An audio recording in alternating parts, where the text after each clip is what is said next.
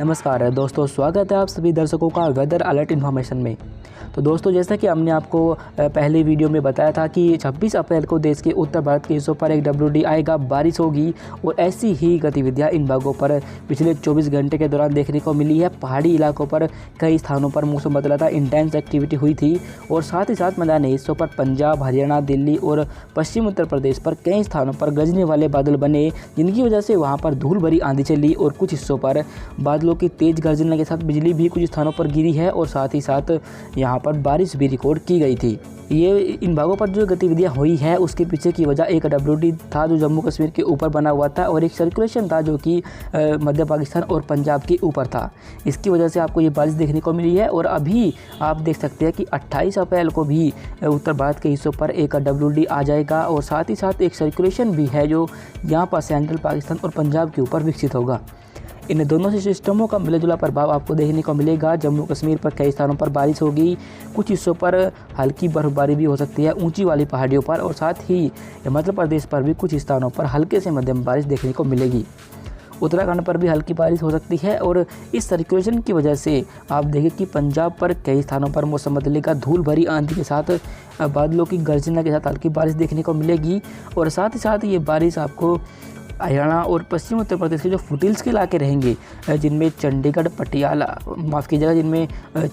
पटियाला, पठानकोट और हरियाणा में जींद, कैथल, करनाल, यमुनानगर और पश्चिम उत्तर प्रदेश में मुजफ्फरनगर, बिजनौर, शामली, बागपत और सहारनपुर, इन भागों पर आपको 28 अप्रैल को ये एक्टिविटी देखने को मिलेगी। आपको बता दें कि प्री मानसून सीजन में जो भी एक्टिविटी होती है वे दोपहर बाद होती है और दोपहर बाद ही इन भागों पर जैसे ही तापमान बढ़ेगा तो अचानक गरजने वाले बादल बन सकते हैं और हल्की बारिश उनका प्रभाव से आपको देखने को मिल सकती है। पूर्वी उत्तर प्रदेश, बिहार और झारखंड और पश्चिम बंगाल, इन हिस्सों पर देखें कि यहाँ पर लगातार दक्षिण पश्चिमी हवाएं चलती रहेंगी, जिसकी वजह से यहाँ पर मौसम साफ रहेगा और कोई भी इन भागों पर हलचल 28 अप्रैल को नहीं होगी। पूर्वोत्तर भारत के हिस्सों पर पहुँचे तो पूर्वोत्तर भारत पर आप देखें कि यहाँ पर नमी वाली हवाएं बंगाल की खाड़ी से लगातार पूर्वोत्तर भारत के हिस्सों पर पहुँच रही है और साथ ही एक WD भी है जो ऊपर की तरफ से मूव कर रहा है, जिसकी वजह से ये दोनों सिस्टम आपस में इंट्रैक्शन करेंगे और इसीलिए पूर्वोत्तर भारत पर कई स्थानों पर आपको अच्छी बारिश 28 अप्रैल को देखने को मिल सकती है। एक एंटी साइक्लोन है जो यहाँ अरब सागर पर बना हुआ है और इसकी वजह से आप देखें कि जो हवा ये एंटी क्लॉकवाइज इस तरीके से घूम रही है और ये हवाएं घूमकर गुजरात के ऊपर से होकर गुजरते हुए यहाँ पर हमारे जो मध्य महाराष्ट्र के हिस्से यहाँ पर पहुँच रही है। पर लेकिन चूँकि यहाँ पर हवाएं उत्तर पश्चिमी आ रही है और साथ ही बंगाल की खाड़ी से जाने वाली हवाओं की वजह से यहाँ पर एक कॉन्फ्रेंस जोन डेवलप हुआ है, जिसकी वजह से विदर्भ, मध्य महाराष्ट्र और छत्तीसगढ़ और साथ ही उड़ीसा, इन भागों पर आपको कुछ स्थानों पर हल्की बारिश बादलों की गर्जना के साथ देखने को मिल सकती है। गुजरात पर मौसम साफ रहेगा, राजस्थान के एक बड़े इलाके पर भी कोई भी एक्टिविटी 28 अप्रैल को नहीं होगी। तटीय कर्नाटक, आंतरिक कर्नाटक और तमिलनाडु पर मौसम साफ रहेगा पर लेकिन केरल पर कहीं कहीं पर हल्की बारिश देखने को मिल सकती है। अप्रैल को आप देखें कि एक बार फिर से देश के उत्तर भारत के हिस्सों पर गतिविधियां बढ़ती हुई दिखाई दे रही है, क्योंकि WD यहाँ पर एक नया WD आ गया है और एक नया सर्कुलेशन यहाँ पर डेवलप हो चुका है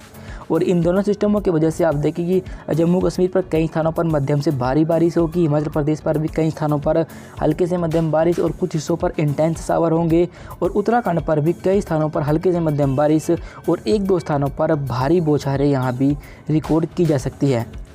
इस सर्कुलेशन की वजह से पंजाब पर कई स्थानों पर बारिश होगी, हरियाणा, दिल्ली और पश्चिमी उत्तर प्रदेश पर भी कुछ स्थानों पर गरजने वाले बादल बन सकते हैं और हल्की बारिश 29 अप्रैल को यहाँ भी आपको देखने को मिलेगी।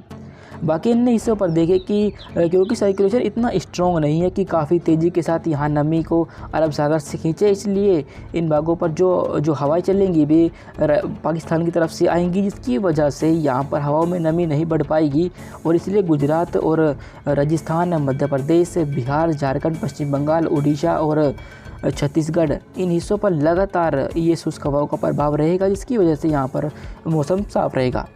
पर लेकिन विदर्भ पर कहीं कहीं पर आप देखें कि यहाँ पर उत्तर से आने वाली हवाएं और बंगाल की खाड़ी से आने वाली हवाएं आपस में टकरा रही है, जिसकी वजह से यहाँ पर बादल बन सकते हैं कहीं कहीं पर और हल्की बारिश आपको देखने को मिल सकती है। पूर्वोत्तर भारत के हिस्सों पर जाए तो पूर्वोत्तर भारत पर आप देखें कि यहाँ अभी भी लगातार नमी वाली हवाओं का प्रभाव बना हुआ है, जिसकी वजह से ये नमी वाली हवाएं यहाँ पर नमी को बढ़ाएंगी और पूर्वोत्तर भारत पर अरुणाचल प्रदेश, असम, मेघालय, मणिपुर, मिजोरम इन सभी इलाकों पर हल्की से मध्यम बारिश होने और कुछ स्थानों पर यहाँ पर इंटेंस शावर भी कुछ समय के लिए हो सकते हैं।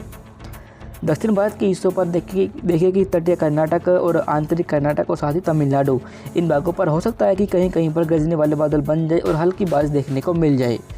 केरल पर कुछ हिस्सों पर हल्की बारिश होगी। बता दें कि अगले 2 दिनों के दौरान जो एक्टिविटी सबसे अधिक होगी वो उत्तर भारत के हिस्सों पर ही होगी, जिनमें पहाड़ी राज्यों के साथ साथ मैदानी हिस्सों पर आपको ये प्रभाव देखने को मिल सकता है। वेदर अलर्ट इन्फॉर्मेशन में अभी के लिए बस इतना ही। वीडियो अच्छी लगी हो तो लाइक करें और मौसम के हर अपडेट को जानने के लिए यूट्यूब पर हमें ज़रूर सब्सक्राइब करें।